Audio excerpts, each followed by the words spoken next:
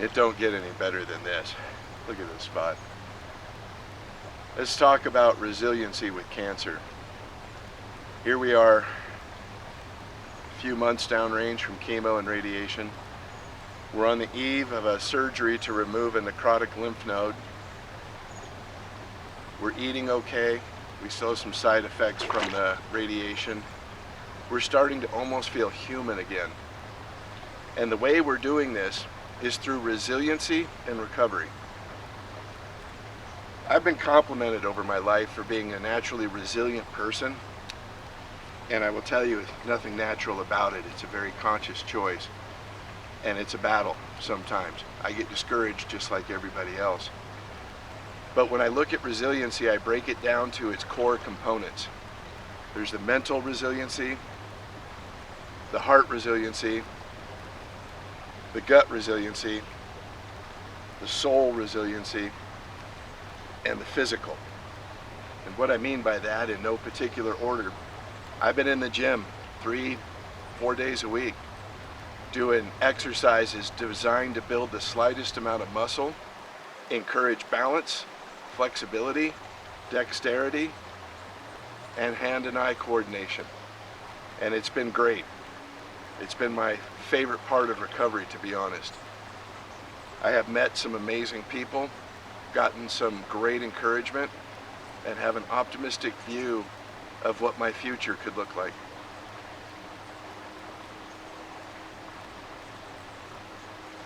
The gut resiliency. I've changed my routine tremendously. Anyone who's watched this channel for any length of time knows I've been very adamant about no refined starches and carbohydrates, no seed oils, no highly refined sweeteners, artificial sweeteners, no highly refined salts and artificial salts, no food coloring. Everybody knows that. But now I've been very adamant about the routine and some other disciplines. At your late 50s, you lose 40 pounds, you gain 40 pounds, that's almost guaranteed to be visceral fat, which is going to destroy your insulin and your cortisol.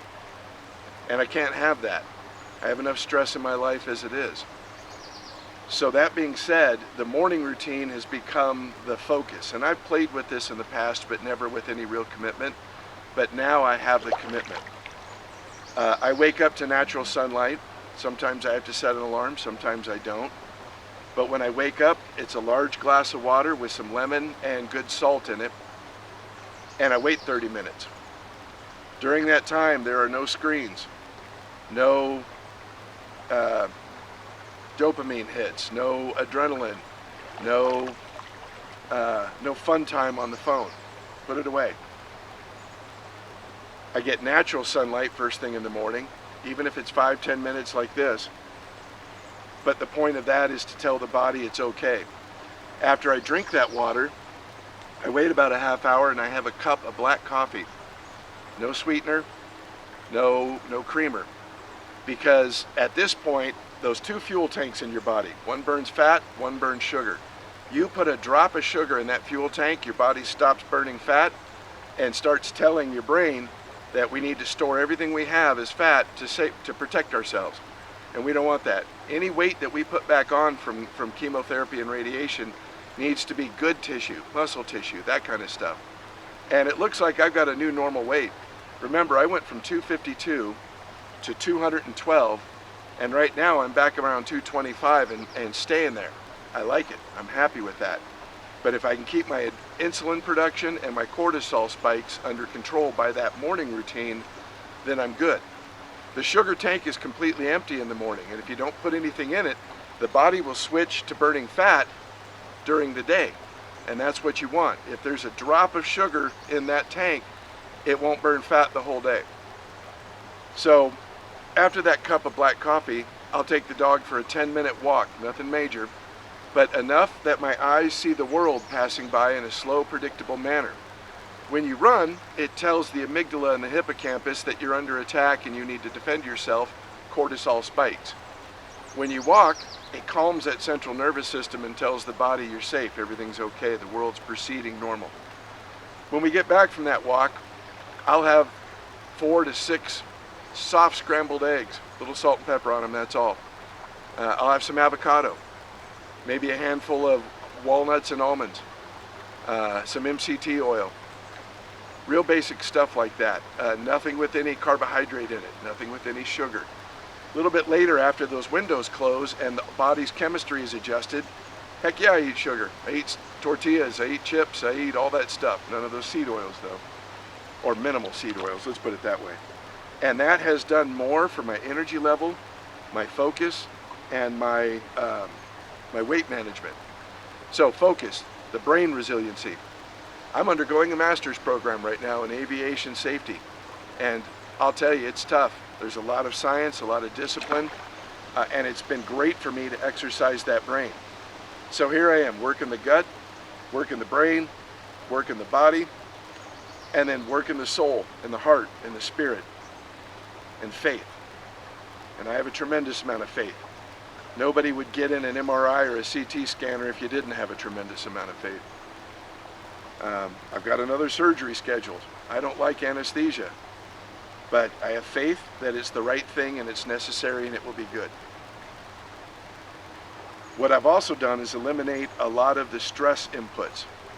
And I've done that by being very honest with myself and honest with that circle of those people adjacent to me, and not pretending, not ignoring things I need, not asking for stuff. And again, you never want to overwork your inner circle, your support group, whatever you call it. You want to be humble, patient, kind, and deal with life with great forbearance. The Japanese call it gamen. But I've eliminated some really negative influences in my life, and it's been amazing. And the moment I decided, very Sigma style, but the moment I decided I was going to be honest to myself, for myself, about myself, not selfish, but just honest, and share that with people, that soul healing, that soul resiliency really improved. And it's amazing the quality people that, I hate to say you attract, but the quality people that orbit your life suddenly when you put out integrity and honesty and no longer settle for half measures, no longer say I don't need that, I can live without that, I can do without that, and be honest with yourself. It's almost as if you stop being codependent and you stop accepting codependency in your life. It's almost that it's a self-fulfilling prophecy, and it solves a lot of issues. So that's the cancer update. Everybody I talk to, and I tell fewer and fewer and fewer people about my cancer diagnosis. Oh, a big old turkey vulture just went over. I don't know if you saw the shadow. And the limited people that I do tell about, the first thing they say is, man, you look great, you don't look sick. And I appreciate that more than they can imagine, especially the fine folks at the Y. One individual in particular has just been true north, been honest, been a good influence, and I am grateful. Thank you. You know who you are. So here we are on the eve of surgery. We'll post a short or two. You can see we're riding the scooter. You know, I don't know what side of the screen I put it on, but we went for a great scooter ride, off-road, on-road, and we're here at one of my favorite spots. Let's end this video with some ASMR type creek action and let you soak it up too. And thank you so much for being along with us. This isn't the end of the video, but Yeti at large. And this is for you, Captain.